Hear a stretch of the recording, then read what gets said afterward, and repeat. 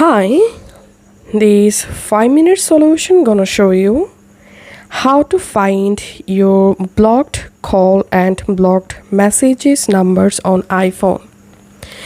Follow these easy steps to see your blocked numbers list. First of all, go to your iPhone settings app and scroll down.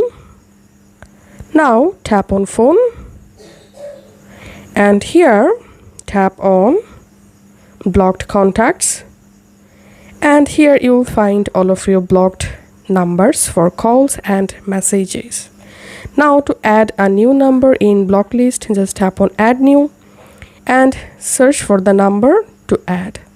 And to remove or delete any number from block list, just swipe to the left side and just tap on unblock and the number will be unblocked. So that's it. This is how we can find our block list on iPhone. If this video helped you out, please leave a like and leave a comment down below. Thank you for watching.